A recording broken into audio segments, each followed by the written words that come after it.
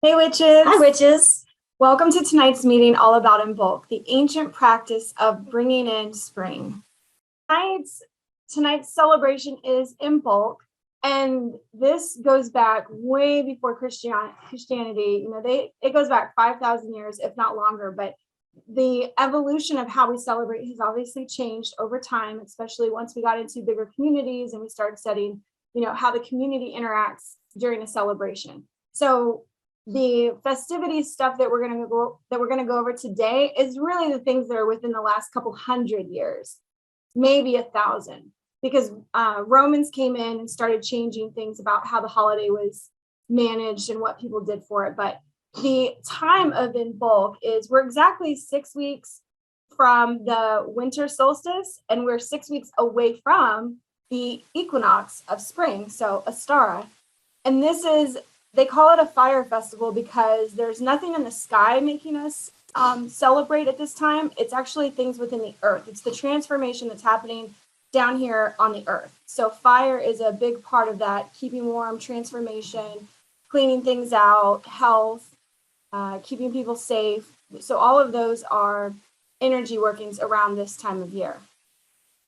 On average, since the winter solstice, we've actually been gaining a minute of daylight every day. I don't know who can tell, but we've gained about a half hour or so, 36 minutes, since December 21st. So our days are moving towards the longer side, building up to that holiday in June for midsummer, which is the longest day of the year.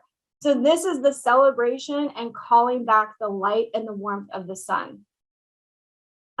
The reason why there's like milk and white and we're in light colors tonight is because one of the best parts about this for ancient peoples was that the ewes and goats and sheep and all of the little animals that they kept, not necessarily cows, but some cows, they would mate in the fall. And so their first babies were actually born during this time right here. So where you had just stored food and nothing that was coming fresh from the land or from your animals, because the last slaughter was at Samhain.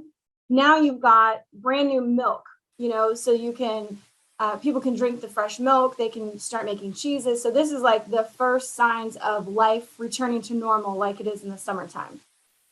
Okay, I just have to point this out because I'm one of these babies. If you know anybody who has birthdays around this time, 3 weeks before this, 3 weeks after this, they were possibly conceived during Beltane, the sexy fire festival in May for May 1st. So I just like throwing that out there for anybody who's, Aquarian or even in the beginning of the Pisces. We are, sex magic babies. That's kind of what that's about. That's the time of the year when it all happens. All right. So celebrating surviving winter, and a long time ago, this was actually the start of spring. I know that we wait to Astara. We wait till that Easter timeframe for celebrating the beginning of spring. But a long time ago, this marks the beginning because we could get the first plants pushing through. We've got the first signs of life. We had babies starting to be delivered. So this was the original spring start. The biggest thing that you'll find about Imbolc, because a lot of the ancient ways are lost, is the goddess Brigid. And this comes in several forms: Bridget, Brigid, Brigid, all of them meaning the same person. It's just what dialect the name was set in. But so you'll see that, and then you'll see Saint Brigid, right? Because of course, and then you'll see between February 1st and February 2nd, you have February 1st, which is Imbolc, February 2nd, which is Candlemas. So that is the Christianization. Is that a word? It is today. It's a word today. That's the Christianization of the Imbolc holiday because they couldn't get rid of that celebration for people. It was really important. And the goddess Brigid, I just might need another drink. Brigid. Like frigid. Yeah. And Bridget. So if you know anybody named Bridget, that is originally from the goddess named Brigid. I don't know any Bridgets, but I thought that was cool. Let's see, train of thought right off the tracks. With Saint Brigid, they had to incorporate her to becoming a saint because the ancient peoples would not give up worshiping their triple moon goddess deity. So when we talk about that she's a triple moon goddess, it's that she covered all bases. When she was in the Roman pantheon, she was a daughter, a mother, and a wife. So those were all separate jobs that she had during this time. And she was, I forget who she married. Uranus, I think. Is that right? Oh my gosh. The original father of the Greeks is who she was actually wife to, but she was also considered every Greek's or every Roman's daughter and every Roman's wife idealized. So she is the most ancient triple moon goddess, where when we think of the triple moon goddess, it's like a maiden, mother, and crone. This was daughter, wife, mother. Okay. She has other titles, but and they seem contradictory, but when we get into the fact that this is Aquarius season, we're going to see how these relate. She's goddess of the eternal flame, which has to do with the hearth, so the fire in our home, your stove, your kitchen area, childbirth, anything to do with healing, creation, and creativity. So she was goddess of all of that with the eternal flame. And then she's also goddess of the sacred wells. So the well being the life-bringing force. So water is represented as that, bringing life to things. So you can have a fire festival around here, or you can also visit sacred waters or places of waters that you feel empower you. Both of those are part of this transition time, whether you go to fire or water for it. The whole sense, if you guys are looking up spells or rituals that you want to do during this time, the best thing for this is like transformation and beginning anew, which go hand in hand, right? If you're going to do a transformation, you're going to be doing something that is new. You're going to be out with the old and with the new. So this is where we get the terms like spring cleaning. You know, why is it during spring that we decide that we're going to clean everything out? Because in the ancient ways, people were locked in their houses with their cattle, with their screaming kids, with their whatever, half the town. And then when spring came and they finally could open the doors, put the herd out into the field, you know, because the plants were just starting to poke through the surface, you got to clean everything out and take these big breaths of fresh air and like get away from the stink of your person or your kids or your farm animals. But that's why we've got the cleaning out of things during this time. I miss those days. I'm just kidding. Do you?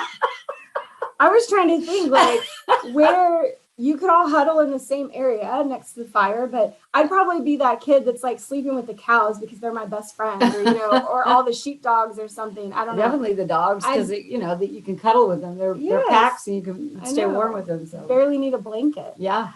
Okay. So the one thing that Bridget represents, if you want to work with her during this time, so working with a deity is just calling her into your space, having something that signifies her. That can be the candle. There's, I'm going to mention some crafts that you can do that are sort of centered around her. But if you want to work with her, she is the representation of female independence, transformation, and like embodying the power that is us, and like remembering the goddess within us, that we are creation, that we started all this shit and nobody could do it without us. So that's what Bridget really represents. She is the resurrected goddess as well. And let me explain. She is the only deity to go from ancient goddess to Christian saint back to ancient goddess for us again. So the belief and the following of her has been so well guarded that she's been able to live across several transitions where people, you know, we went from the old ways to a Christian deemed world where, you know, pagans were. And then now we're bringing all that back alive. And guess what? She's still there. She's still present. So, and this holiday is really a feast day for her. This would be the celebration of her bringing in her safety, security, transformation, life bringing everything. So that's working with Bridget. If you guys remember in school, my kid did this in like third grade, but corn dollies, if you've ever seen a corn dolly, and by American terms, corn is like our actual, you know, maize corn, but in the old countries, corn was any form of like grasses. So whatever you picked from your field, you could make a dolly out of. And that was a perfect representation for the fall that you could do as the crone. And then in the spring, you would bring her back out. And then this is Bridget. This is the representation of the goddess reborn and bringing everything back. So there's a whole community that makes these little dolls for people as representations on your altars or out in your farm space, outside the door of your house, by a fire pit, wherever, that kind of signifies that Bridget is keeping watch over your sacred flame, your sacred fire for your house, your safety and survival. What I loved, I just learned this year, and I don't even know where I found it, but people took these dollies and they would actually put them in a fire that was out, so where the ashes just are. So I'm assuming it wouldn't have been in the home. It would be like an outside fire where they burned something and then they left the dolly there next to it. And if in the morning the ashes were stirred up, it was a good omen for the year to come. So this is also sort of a new year time frame. The Imbolc feeling is like we're setting the stage for the farming that's coming, the next section of year, or the next progression of the year. The fertility part of this, so if you wanted to be blessed with like fertility, you would add a male phallic symbol. And that could be anything from like a stick, a reed, a cattail, whatever had a male phallic symbol that you wanted to pick up and put next to the doll. And that was to basically ask for or hope for abundance within your fields or your crops, your children, livelihood, whatever it is. So that's the first time I've heard of that. And I thought I'd share it with you guys because I thought that was kind of cute. She gets her whole like person as a doll. The male representation just gets like just a stick. I just kind of was like, and just the important part. Just the part we need. It didn't even say ask for the berries. It just said leave a stick. So I thought that was really funny. I hadn't heard that. Without the stones. So the next thing that comes up during this time, you guys, and you may have wondered like why Groundhog Day really exists. It's over 100 years old that we've been doing it in America. So where did it come from and why? Well, again, if this is like the beginning of spring, our ancestors from wherever we were from, we would watch what animals do to understand how the world is about to change with it, because they can sense it way more than we can sense it. So if animals started coming out of the woods earlier, they might have said, all right, the winter is almost over, but it would have been a really cloudy day. That's the whole like Americanized. A crappy day on February 2nd means winter's almost over, and a clear day on February 2nd means that there's a longer winter coming. So in the old days, there's no relevancy on whether or not something saw its shadow, because the shadow itself was an entity of reflection, but it was more about, were animals moving? Were they coming out of their homes? I know I want to say it was Wales. It was one of the European countries. They used to, it was Scotland. They used to go up on top of mounds, serpent mounds, but mounds, and they would all get together and stomp their feet and try to drive the snakes out to bring on an early spring. So I thought that was really funny. It's like anything about the animals moving lets us know what we're in for. So that's Groundhog Day, kind of explained how, it's from an ancient tradition, but really it's just something that is made up to, again, overshadow our pagan and past rituals and rites, because Candlemas wasn't enough. Candlemas didn't really stick. And a lot of people think now that it's interchangeable with Imbolc, but really they should be a day apart.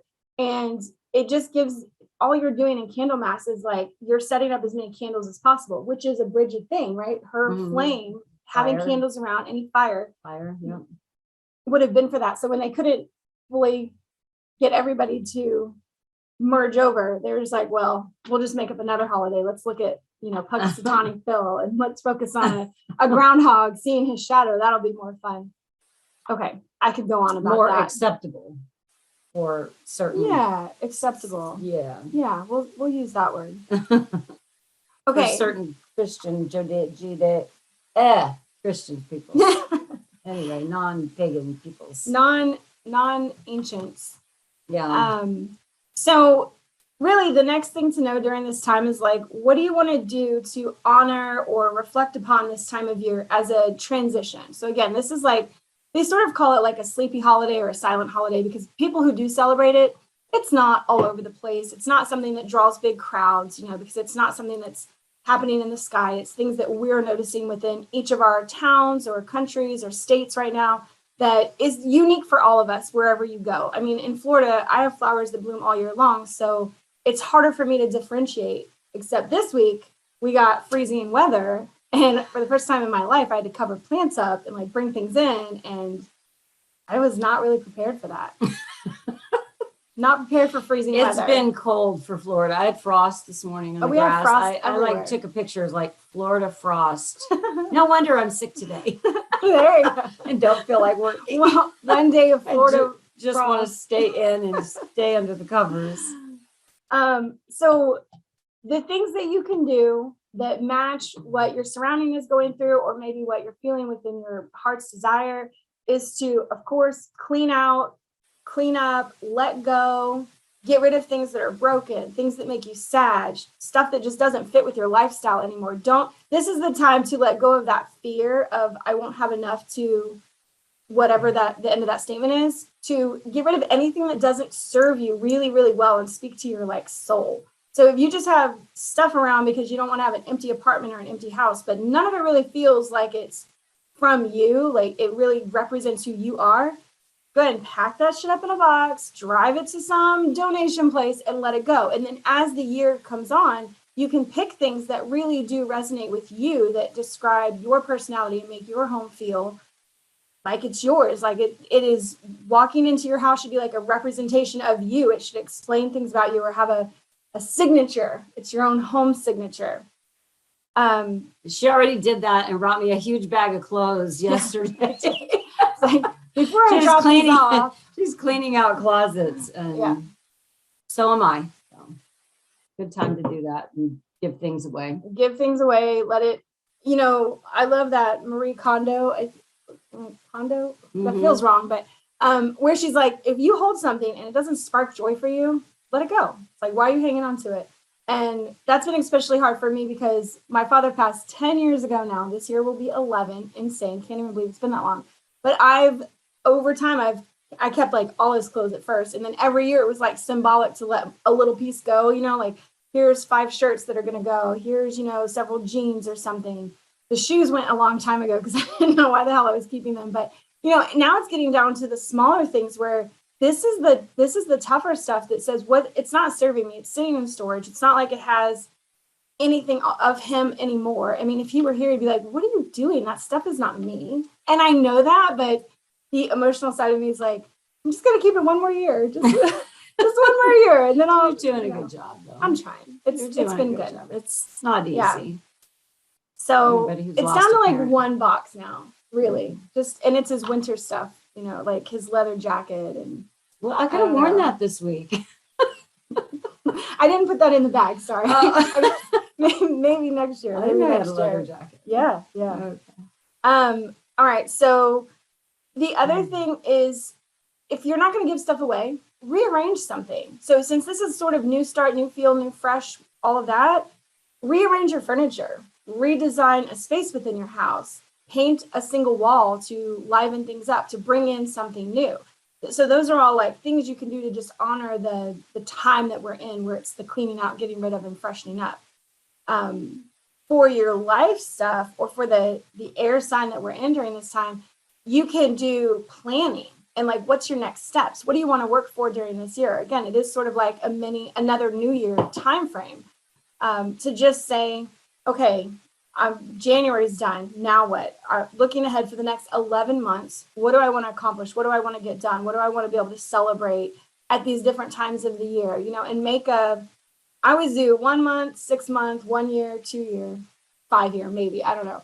But just moving it along to where I know that I'm looking forward to something. And as opportunities come into my life for that, I'm like, oh, this is because I decided it at Imbolc when I was planting the seeds, right? So this is the time where you're putting the seeds beneath the soil so they can grow into something amazing. So I put down projects, hobbies, and relationships. And I think that was just really more for me, but that's extendable to anybody. Anything new that you want to revise or revisit, redo, that's also change and transformation. It doesn't have to be something brand new. I love this one suggestion was to do something positive, but that's totally new to you and outside of your skill set.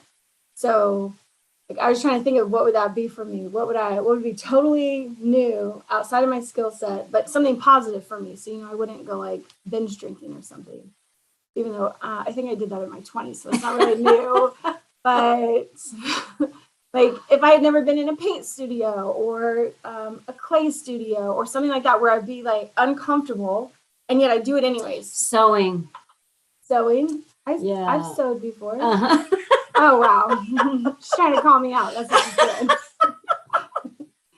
Thanks, Mom. I'm just thinking you love those. Well, you could make something. You could sew something. I could sew something. You could sew something. So creativity is in Brigid's power. So anything creative is good.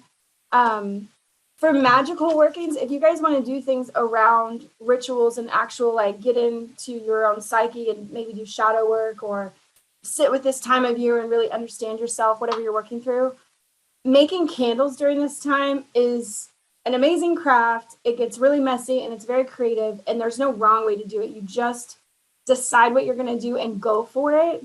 That's kind of getting outside of your comfort zone. And then when you make that candle, you say a blessing over it. I mean, and that's literally as simple as like putting your hands over the top of it and imbuing it and being like, love and light in this candle. Every time I light it, I feel, this way. Or every time I light this candle, I'm moving in that direction for the goal that I want.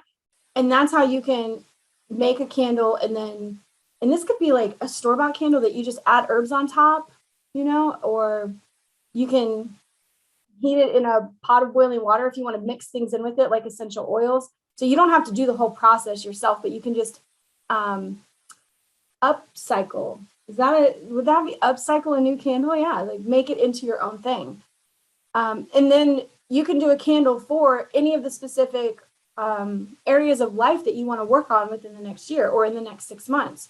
For me, it's like health of body, like getting back to body consciousness. That's always my January goal, is making sure that I'm headed in a way that's like honoring the vessel that holds my soul. So healing your body, you could do a candle for that. And again, it's just that you tell the candle what it's going to be for. And then when you light it, that's your sacred time. That's your time when you're reflecting on it and how you're going to move forward with your goal and what you're going to do. Blessing new projects. This one I'm doing, I might have to like put out a picture because it'll be my first ever vision board. Okay, I've never done a vision board. I used to think they were really hokey, but the more that I've like thought about it, read about it, and of course, psychology, a vision board can really help you because it gets you into that mind frame when you want to meditate on something where you've got it visually in front of you, and then you can close your eyes and like see those things in action. So blessing a vision board, two things that you wouldn't normally think go together, like blessing of the ritual with, us as witches, and then building something that's psychologically good for you. Inviting in new possibilities. So I'm not sure if we talked about it the other day, but we did a reading for my mom a couple weeks ago, and it was like she had 2 cards for inviting. They were like the beginnings of new love and new friendship. And that next week, exactly 1 week from that day, she met somebody, and he's going through some stuff. That's why he was here in Florida. But the whole way that it played out was like, wow. And she's been, she's worked on her love gua in her house. So she's been wanting to invite this love, relationship, companionship in. And guess what?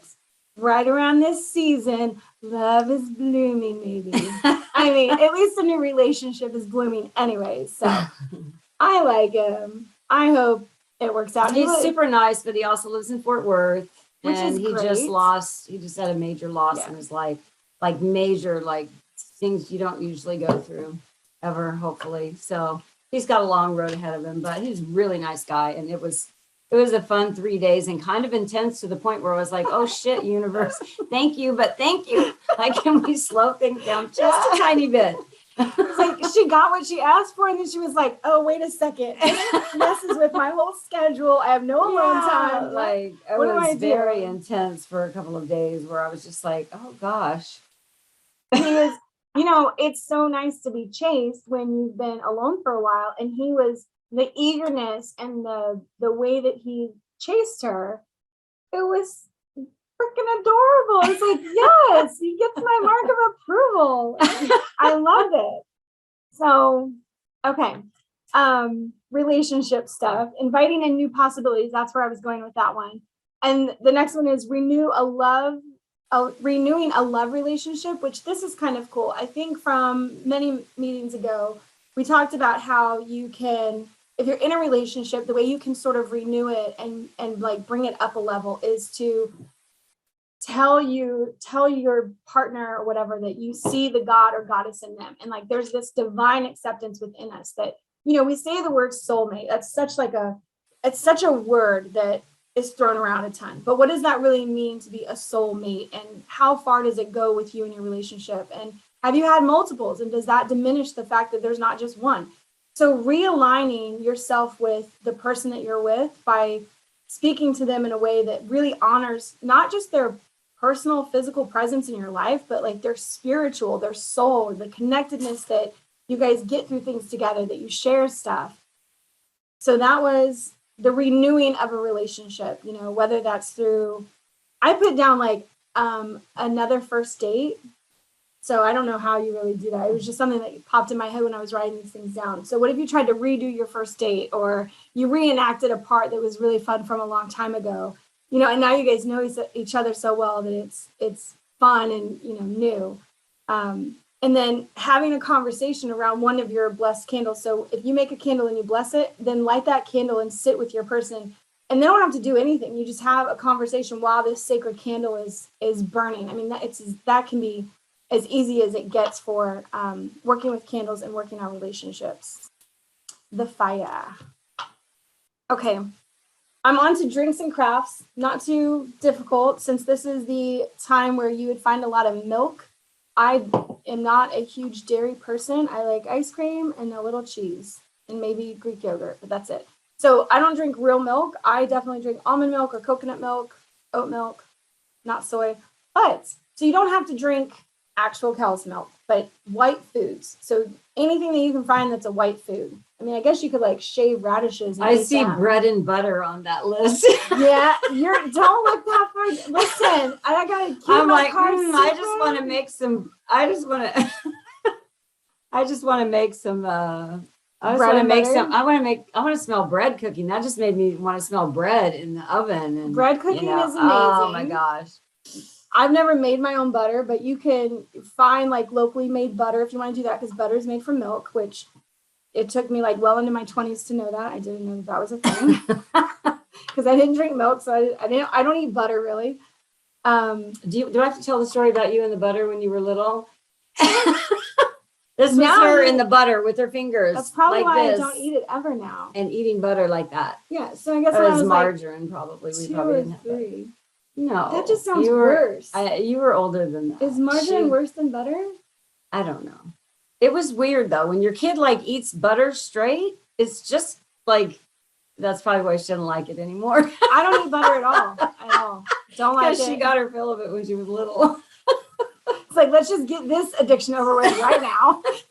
Eat 2 tubs of butter when you're 5 and then you'd never eat it again. I don't know. The next thing, so warm, she said bread and butter. So anything that's white, bread is white, butter is made from the milk. So that works. So warm bread and butter. Warming foods, anything that brings warmth or spice to you. So I definitely thought about Indian food at this, because that's where my husband, that's his spiciest food probably. But I was thinking more like cinnamon. Cinnamon is a spice during this time. You can add it to coffee and it really doesn't affect the taste. You can add it to teas and you can just smell it more than taste it at all. I will warn you, if you add it to a drink, so cinnamon does like chai seeds do. It gets this, I don't know what to call that. It gets slimy. It like goops together and gets slimy if it's left too long. And this is like an hour and a half. So if you make your tea or your coffee, don't leave it sitting for an hour and a half and then chug the bottom of it. You'll probably gag like you drank an oyster. It's very off-putting. It's like the worst surprise at the end of a cup of coffee you could ever have.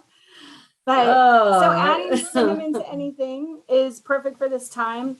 And then rich foods. So because we're coming out of winter, you have to imagine that like in the ancient days, they were really rationed on what they ate. And now we're getting into the warmer days where we know food is being restored. So you know what they started doing? They were like, all right, the stores of food don't need to stay any longer. We're just going to eat things that fatten us back up. So whatever weight they lost during winter, that's why butter and milk, they were like, yes, let me put this weight back on me. So rich foods, I put down my rich food indulgence is hot chocolate. Like I get dark chocolate and I make a hot cocoa with it, obviously with like water. My son thinks I'm disgusting for that.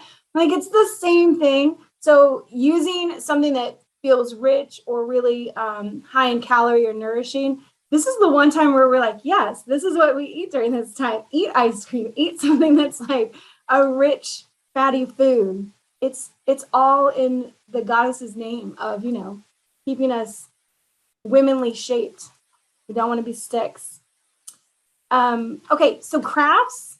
I'm not going to go over any of them because I don't actually make any of these crafts, but the Bridget's cross is just pieces of grass or reed that you're basically binding it together like this over and over again and then tying it at the ends.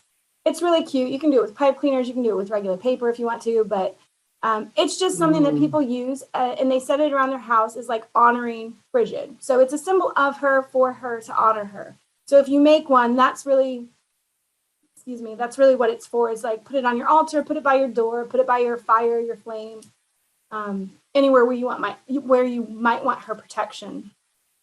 A long time ago, they used to keep them next to the actual big fires. The really big fireplaces, that's called a hearth, right? Like the massive ones, a hearth. The hearth. Hearth. Hearst. The hearth. Yes. Mm-hmm. The hearth, the one that you could, fit 3 people inside of. And roast a pig. Yeah.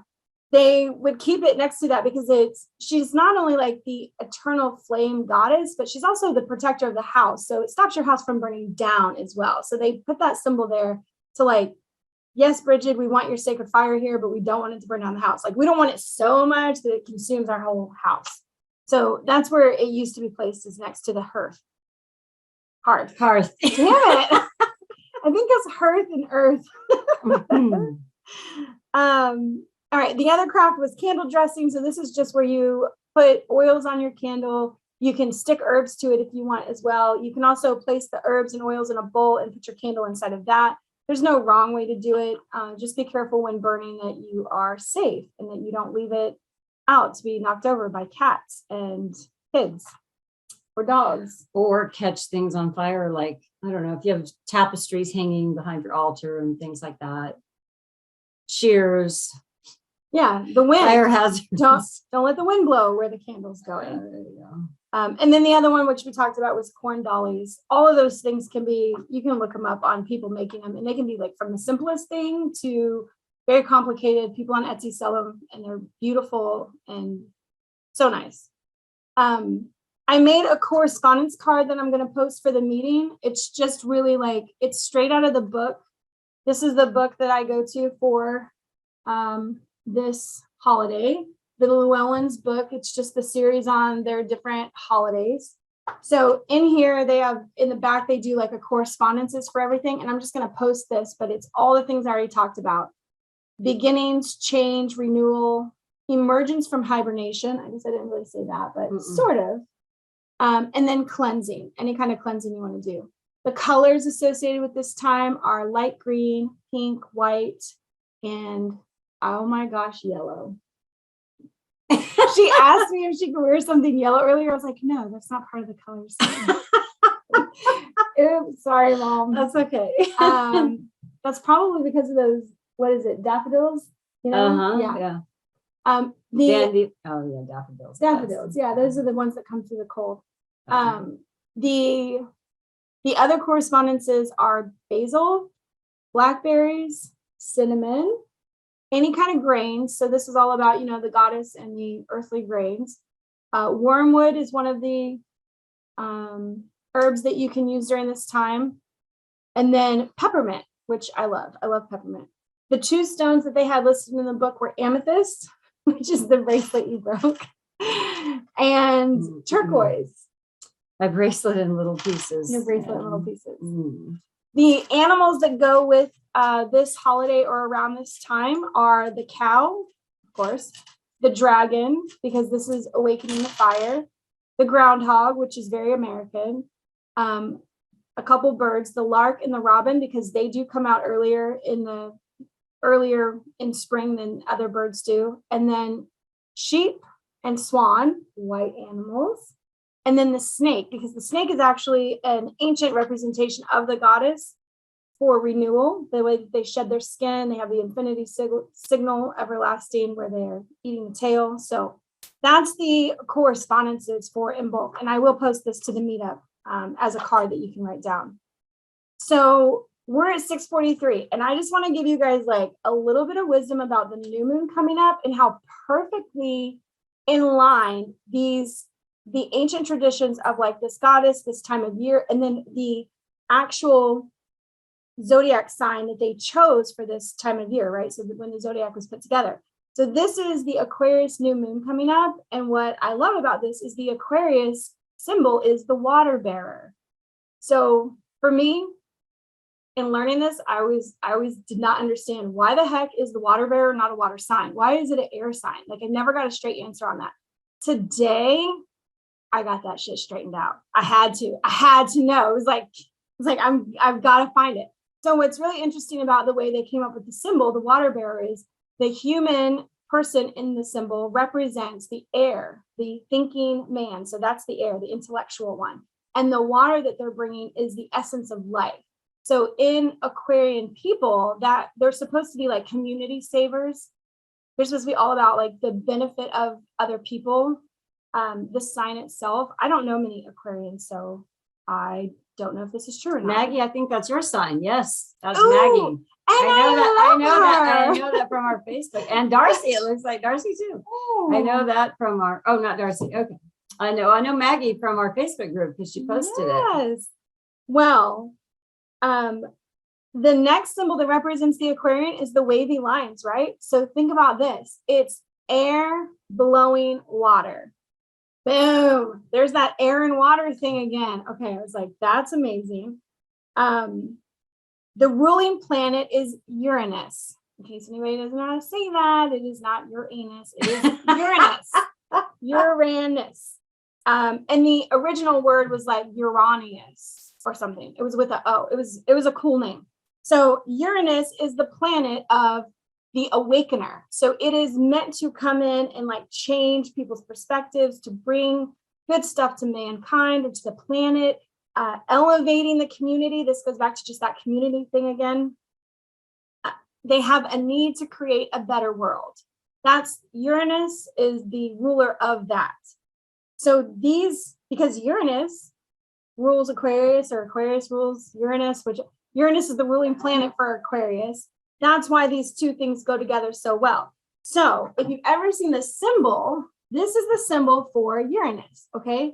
And it's explained by this cross in the middle represents matter. These are receivers on either side of it. And this is spirit. So it's an uplifting thing to like bring humanity from creation into like receiving and making the physical world better. So that's what the symbol for Uranus means and why it looks like that. I always thought it looked like a little antenna, like spaceship thing out there. And that's why it really is. It's the enlightener of the next generation.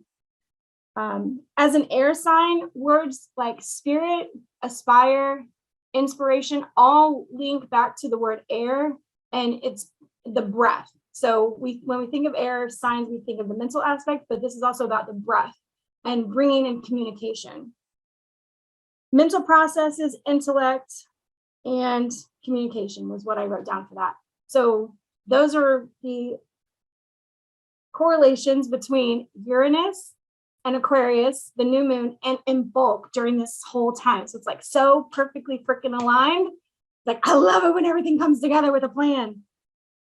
If you guys want to look into the 12 ancient moon goddesses that we discussed, I don't know how long ago, 2 months ago, that's on the YouTube channel. But if you were wondering which goddess goes with this new moon, this is the goddess Rhiannon. She's a Welsh goddess of the moon and then queen of the fairies. That's all I wrote down about her. If you want to check it out, we did a video about the 12 ancient moon goddesses, but that's just a reminder of who is up this week for the new moon. That is goddess Rhiannon.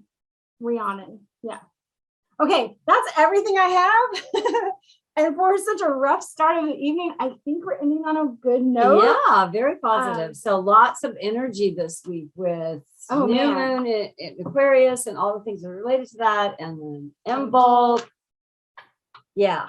And so that's how all of these things come together in the pattern as you start to see them linking together. it's like, not only does the zodiac match the holiday that's happening right now, like the planet that they put with that holiday, because, Uranus wasn't able to be discovered way back when the Romans were naming the planets. They only named up to Jupiter and Saturn. No, just Jupiter. Oh, shit. Mercury, Venus, Mars, Jupiter, 5. I think it was just the 5. And then, Neptune and Uranus and Pluto came later. That's it. They did have Saturn. So all of those, Jupiter, Saturn, all of those are visible with the naked eye, which is why we were able to name those planets with constellation or with zodiacs. So if you look at like Pisces now, I have 2. I have my original one, which was Jupiter, but then they assigned me Neptune, which once the telescope was invented, they're like, oh, wait, there's more planets. We can actually assign them to other zodiac signs. That's awesome. And then Aquarius was originally Saturn, and I think it changed to Uranus when Uranus was discovered. I think that's how it went. But Thank you for joining us tonight for Imbolc. celebrating Imbolc. Celebrating Imbolc. Hope you have a magical week.